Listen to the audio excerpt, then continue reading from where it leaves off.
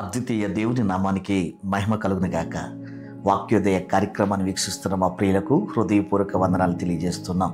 క్రీస్తునందు దేవుని బిడ్డలారా, జీవితం అనేది ఒక యుద్ధ తదరంగం.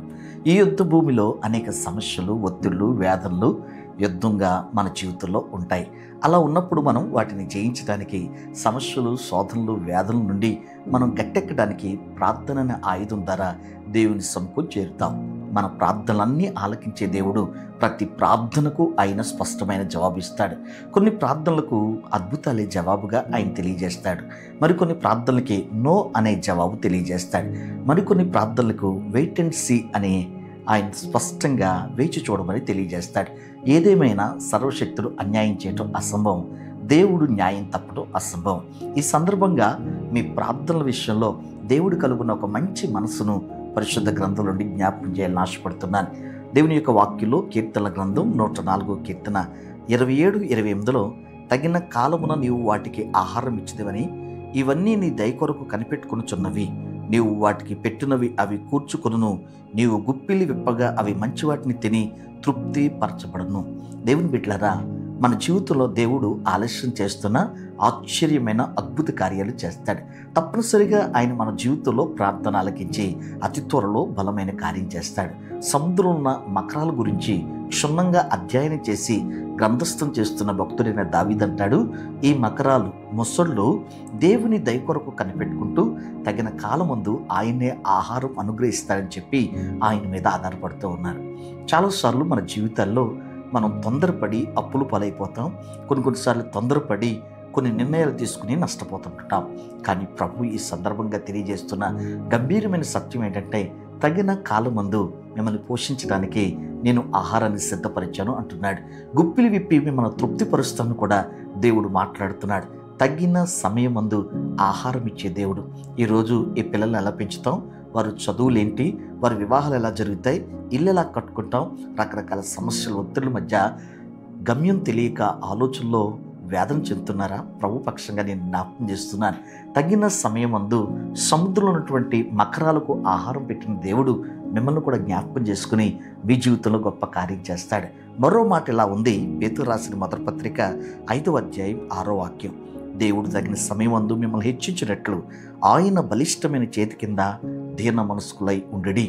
దేవుని చేతి కింద అణిగి మణిగి విధేయత కలిగి మనం ఉండటం వల్ల దేవుడు మర్చిపోకుండా మనల్ని జ్ఞాపకం చేసుకుంటాడు. మనిషికి తొందర ఎక్కువ, దేవునికి ఆలోచన ఎక్కువ. ఆయన ఆలోచించి ఆగి అద్భుతం చేస్తాడు. మనం తొందరపడి కొన్నిసార్లు శోధనలో పడిపోతాం. కానీ బైబిల్ సెలవిస్తున్న సత్యం ఏంటంటే, తగిన సమయం ముందు ఆహారం ఇచ్చే దేవుడే తగిన సమయం ముందు హెచ్చిస్తాడు. మన దేవుడు తలగా, మన దేవుడు పైవాడిగా మనం చేయడానికి ప్రాణం పెట్టాడు. ఆయన సింహాసనం మీదకి వచ్చి మనల్ని సిలువ మీదకి తీసుకువెళ్లకుండా ఆయన సింహాసనాన్ని విడిచిపెట్టి ప్రాణం పెట్టి మనందరినీ విమోచించాడు. కాబట్టి దేవుని బిడ్డలారా, తగిన సమయం ఉంది. ఒకనొక సమయంలో దేవుడు మిమ్మల్ని హెచ్చిస్తాడు అని ఈ సందర్భంగా జ్ఞాపకం చేస్తున్నాను. ఇదే వచనానికి చెందిన మరో వచనం ఇలా రాయబడింది. యెషయా గ్రంథం 60వ అధ్యాయం 22వ వాక్యం. వారిలో ఒంటరైన వాడు 1000 మందగును, ఎన్నిక లేని వాడు బలమైన జన్మగును. యెహోవానగు నేను తగిన కాలమున ఈ కార్యమును తలపెడుతున్నాను. తగిన సమయమందు ఆహారం ఇచ్చే దేవుడే, తగిన సమయమందు హెచ్చించే ప్రేమ కలిగిన దేవుడే తగిన సమయమందు కూడా కార్యం చేస్తాడు. ఉద్యోగం లేక, ఆర్థిక ఇబ్బందులు బట్టి కుటుంబాన్ని పోషించలేక కృంగిపోతున్నారా? కృంగిపోవద్దు. మన దేవుడు అత్యంత వాత్సల్యం కలిగినవాడు. దినదినం నూతనమైన ప్రేమతో మనల్ని హత్తుకోగలిగినవాడు. ఆయన మాటిస్తున్నాడు, తగిన సమయమందు నేను కార్యం చేస్తాను. ఉద్యోగం విషయంలో, ఆరోగ్యం విషయంలో, వ్యవసాయం విషయంలో, వ్యాపారం విషయంలో నా ప్రభు తప్పనిసరిగా మిమ్మల్ని జ్ఞాపకం చేసుకుంటాడు. ఈరోజు మీకున్న పరిస్థితులను బట్టి విచారంతో, వేదంతో, దుఃఖంగా, బాధతో ఉన్నారా? భయపడకండి, బాధపడకండి, దుఃఖపడకండి. విశ్వాసంతో దేవుని మీద ఆధారపడి ఆయన వైపు చూడండి. విశ్వాసం కర్తయు దాన్ని కొనసాగించేవాడని యేసు మీ జీవితంలో బలమైన కార్యం చేస్తాడు.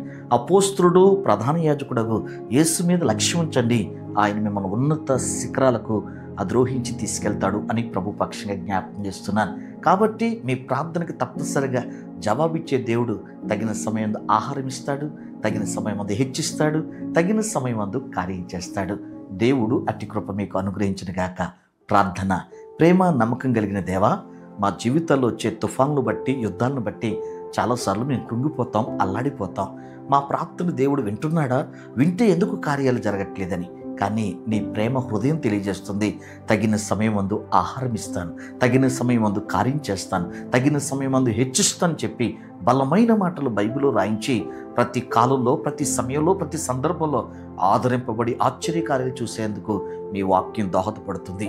నీ వాక్యాన్ని బట్టి, ప్రార్థనలకించే నీ మనసును బట్టి కృతజ్ఞతాస్తుతులు చెల్లిస్తూ బిడ్డలందరూ ప్రార్థనకు జవాబు పొందడానికి తగిన కాలం కొరకు కనిపెట్టే కృప దయచేయమని నజరేయుడైన యేసు నామములో వేడుకుంటున్నాము తండ్రి. ఆమేన్. తండ్రి అయిన దేవుని ప్రేమ, ప్రభువైన యేసుక్రీస్తు వారి కృప, పరిశుద్ధాత్మ కన్యని సహవాసం సదా మనందరికీ తోడును గాక. ఆమేన్.